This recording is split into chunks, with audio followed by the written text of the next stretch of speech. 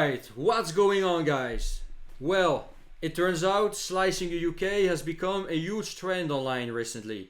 You can see these Brits, these Scots, telling you why basically the UK has become a bad place, why they left, why they moved to Asia, South America, Eastern Europe, Russia, sometimes even Africa. And I'm a Frenchman. I'm currently based in France, or in France, should I say, with a UK accent. I'm here for the time being. I'm not gonna stay here forever, but I'm here, and I thought it would be interesting to compare, what the French mindset is nowadays, what's going on in France, with what's going on in the UK, and what the mindset is like in the UK, in London nowadays. So let's listen to this young guy from London and why he is leaving the UK. So I've lived in London most of my life, and while growing up in it was nice, I'm now trying to start my own business. Nice. Having spent time abroad in countries like Australia and Bali and Cape Town, I've only just come to realise how awful a place the UK and London specifically is to start your own business. Well, I haven't been to the UK for a very long time. The last time I went to London was back in 1999, so it's been 25 years. I understand it's getting worse. It's not, what it used to be, but still, saying London is worse than South Africa, Cape Town, it's hard to swallow. But anyway, let's continue. In this video, I'm going to explain exactly why I've come to that conclusion and why, when I've saved up enough money, I'll be getting on the first flight out of the UK. All right. And just a quick bit of context before I get into the video. My name's Sol. I used to be a strategy consultant, and I left that job, and I'm now going into full-time entrepreneurship, and I'm basically working out where I want to live in the world, what I want to do with my life, and I make videos on this channel about my journey discovering that. So the first reason why I'm on the first plane out of here when I've got enough money to leave is because I think the UK has an inbuilt negative, toxic culture to do with people starting their own businesses. And I think the Monzo founder Sounds familiar. sums this up best, because when he was starting Monzo, which is now worth 5 billion, he said he went to English lawyers, and English lawyers said, you're never going to be able to do it, you can have X, Y, and Z problems, it's going to be impossible. And then he said Yeah, I can relate to that. It's the same here in France. In France, the state doesn't like entrepreneurs, and people don't like entrepreneurs either. They don't understand us, For example, here in the French countryside, I'm the only around, who is doing business online. Nobody understands what I'm doing. They don't get it, especially since I left a well-paid job in 2016, which was well-paid, based in Bangkok, company car, company apartment, earning good money. They just don't get it, They are more about, working in big companies than doing their own thing. went to American lawyers, and American lawyers said, let's work out how we can make this happen. He said they were so much more collaborative and willing to help him, whereas people in the UK just shut the idea down straight away. Yeah, when it comes to business and entrepreneurship, nothing beats the US. They have, the right mindset when it comes to doing business. It's the same here in France, the same in the UK, and when I moved to New Zealand years ago, I spent a year in New Zealand, just over a year. I thought it would be, a small America. I thought, it's an Anglo country, an English-speaking country, so the mindset will be the same as in the US. But no, they have a tall poppy syndrome, and they don't like entrepreneurs at all, and they are not risk takers either. The same as in the UK. And I found this, there is such a lack of collaborative culture in the UK. If you tell people you want to start your own business, or you want to go and freelance, or you want to do anything but work 9 to 5 corporate, then instantly you're met with criticism, confusion, and skepticism about whether you'll make it work. And I looked into why this was, and apparently it's to do with the UK having a scarcity mindset. And this comes from the fact that we live on an island, and therefore we're always competing for resources. There's more of a finite supply of resources on a small island than, say, in a big European mainland or big country like America. This means that instead of no, I'm afraid it's the same in European mainland. It seems to be a Western European problem. Okay, the Americans don't think that way. The Canadians not do too much. The Asians don't think that way. It's very Western European, and I do include the UK in Western Europe still. Brexit or not, doesn't matter. Instead of thinking, if you do well, I'll do well, we think if you see someone doing well, then they've stolen precious resources off us. And this leads to something called That's very French as well. tall poppy syndrome. And tall poppy syndrome is the idea Tall poppy syndrome. That reminds me, New Zealand. That when someone rises above the masses, we instantly need to cut them down. And tall poppy syndrome, I think, is absolutely rife amongst the UK. And you'll see that a lot of people, after achieving a small level of success, end up moving away from the UK. Chris Williamson, my favourite podcaster, for example, has moved to Austin. A lot of friends that I know have moved to Dubai, all because once you start doing well, the UK has a culture of tearing you down as opposed to supporting your dreams and aspirations. And I've got... You know, even though you're not doing well yet, just being ambitious is already too much. You know, they don't like ambitious people. They want you to stay, you know, the same as them. They don't want you to be different.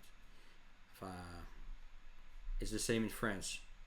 Controversial take on this, whereas I absolutely do love British humour. The problem with British humour is it's quite self-deprecating and it's also quite dry and sarcastic. And this is all well and good when you want to talk about being funny, and it's a great type of humour, but it bleeds into the culture of actually criticising and being negative about people doing well. While we don't allow egos in the UK, it also means that we don't allow people to dream. And that's the first reason why I'll be getting on a plane, because to be honest, I'm just sick of people telling me that my ideas aren't going to work or that it's much more sensible to get a 9-to-5 job. And I'm going to take you shopping with me while I explain reason number 2, which is the financial state of affairs right now in the UK make it so hard to become an entrepreneur. So let's go into a Tesco. So the first problem you have when you start a business in the UK is it's very, very hard to reduce your costs because of how expensive living is. The biggest thing that I found when starting a business is you need to reduce your costs as much as possible. It's so unattractive as a place because you have to have stability in finances. Otherwise, you either can't live or you live a very, very unexciting life. You have to sacrifice not going out with your friends, not eating out for food,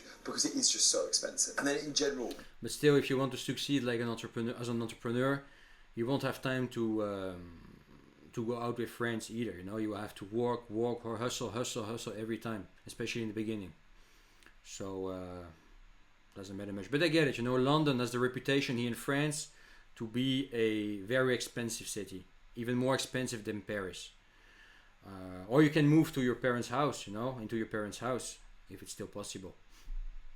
Rent prices have absolutely rocketed as well. So to rent anywhere in London, you're looking at £800 to £900, which is about 3 or 4 times the price of some Southeast Asian countries. And what you get for that bloody is expensive. Worse. I found that while trying to drop all my living expenses, I've literally had to sacrifice great food and go back with my parents, all to be able to start a business while being in the UK. Whereas in a place like Bali, I was spending £1,000 a month total to be able to afford to start my own business. That makes it much more sustainable and means you can actually give starting a business a good go. Whereas in London, you literally have to work a 40-hour-a-week job just to afford to live here and then build a business on the side. Okay, so I'm on Tower Bridge now, but the third reason why I think the UK is not the place to be for an entrepreneur is because of the lack of community. Currently on the streets of London, just behind me, are walking hundreds of thousands of finance bros, and they're happy to work in corporate, and that's absolutely fine. I have no problem with that. But the problem is, it's a really lonely place to be an entrepreneur. You're constantly surrounded by people who work really hard Monday to Friday, but then enjoy their weekends. And the lifestyle is just so different if you want to be an entrepreneur. People just don't understand your problems. For example, my friends will complain to me that they have bosses that they don't like, whereas I'll complain that I don't know how I'm going to make money the next month. Neither can relate to each other's problems. And if you're not surrounded by people doing similar things... I can definitely relate to this, you know.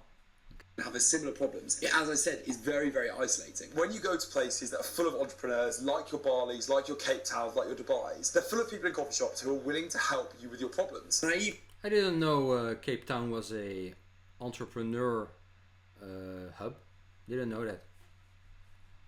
Even went to one of the nicest co-workings in London and paid a ridiculous amount of money for it, and it was just full of 9-to-5ers whose companies were paying them to work there. Being around people who are doing the same thing is one of the biggest hacks that I found that grows my business, and London is just not the place to do that. But the other reason why I think financially it's so hard to be an entrepreneur in the UK is because of the tax system. But the thing about being in the UK is that you have to pay so much of your early growth as a business back to the tax man.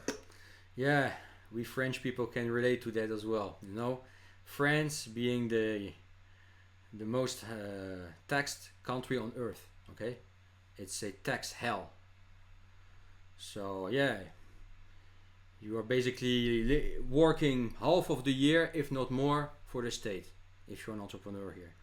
If you are a small entrepreneur, not making that much, I mean, under the 6-figure mark per year, it's still bearable. It's not great, by no means, but it's still bearable. But once you hit the 6-figure mark, you have no choice but to leave. Otherwise, you pay 70-80% of taxes. It's insane. So I understand, you know. I hear you, man. If you started your own business, you're making 10k a month, and you suddenly have to pay 20% of that back to tax, which is not much. That's 2k that can be put into financing other investment activities, hiring freelancers, and well, if you're making 10k per month and you have to pay only 2k, you're still well off compared to us here in France. And it's one of the main reasons I'm gonna leave sooner or later, because I have ambitions. I would like to grow my businesses in the future, but it's not possible in France, you know. It doesn't make sense. That's why, you know, I'm currently, you know, not working that much, because I know it doesn't make sense to grow here in France. I will be working more just to pay more taxes, not to make more money, you know. It will make sense for me to work way harder later on when I will have moved outside of France. Now I have to be here for the time being. I have some obligations here related to paperwork and so, my wife and so on, and family. But once I will be abroad, I will be working harder, because I know it will make sense to work harder. You know, I can get the rewards of it. Now if I work harder and make more money, all what I will do is pay more money to the state, and I will get myself just more peanuts. So it doesn't make sense. Really does stunt your growth as a business at the start. While in the long term, I think it's important to pay tax right at the start of my business, it seems like a no-brainer to go into a place where I pay 0% tax and can just take more money home for myself that I then can put back in my business. It's not a money motivation thing. It's just the fact that my business is much more likely to succeed at the start and grow if I'm paying less tax. And then on that, yeah, you can reinvest, and yeah, the faster your company will grow, the faster your company will become bigger. And the faster you will be able to pay taxes later on, bigger taxes, and but not 70-80%, huh? Like in France. And of course, once you make money, you're gonna spend money. So spending money is good for the state you are living in. Okay, it's good for the country you're living in. But Western European countries don't get it. You know, they don't care. They don't give a shit about us. It's all, you know, designed for 9-to-5ers here, which aren't 9-to-5ers, by the way. Here in France, 9-to-5s are more like 8-to-7. Point. I've spent a lot of time looking at Danish happiness and Scandinavian countries in general over the last few years. And one thing that I find so interesting is they have massively high tax rates, but they're very happy to pay those tax rates because they can see where it's going. They have free education, free university, loads of initiatives, and very safe streets. Whereas I'm on a street right now, and I'm slightly worried about if someone's going to nick my phone. London feels like it's got fairly dirty, and there's just a general feeling that people don't really know where their taxes are going. So part of me also... Yeah, it's the same here, you know. Our capital, Paris, is dirty. It smells poop, smells piss. It's unsafe, of course. You can get stabbed. You can get raped if you're a woman. So we pay, you know, a lot of taxes for shitty results. So, doesn't make sense. I hear you, man. It's the same here. Resents the fact that not only will I have to pay tax that might affect the growth of my business, but I'm not 100% sure I know that the tax is going to good use. And while my view on the tax part is definitely changing as a business owner, I do definitely believe that the personal finance reason is a massive aspect as to why starting a business in the UK is not a great idea. So that wraps up the video. They're the 3 reasons that I will be leaving the UK as soon as I can afford to do it, and why I don't think it's a place to be a young entrepreneur. Very keen to hear your thoughts, and please do subscribe. I make videos every Tuesday and Thursday about being an entrepreneur, self-development and career development. So if that sounds like something you'd like, drop a subscribe and I'll catch you in the next video. Well, good luck, man. I hope you will succeed. You know, being an entrepreneur is not always easy. So be strong, especially if you are not you're not used to it. But anyway, guys, tell me in the comment below what you guys think about this situation in the UK. It's roughly the same shit in France.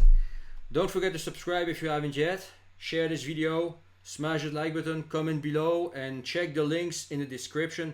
You can book a one-on-one call with me if you want to become location independent, move to another place. I've been location independent since 2012 and since 2017, 2016 as an entrepreneur, online entrepreneur. And yeah, if you want to move abroad, I've got over 30 years of experience outside of my native country, the Netherlands. So yeah, I was born in the Netherlands, but I'm French. I know it's complicated, but don't worry. Talk to you soon. Have a good one, and yeah, share this video.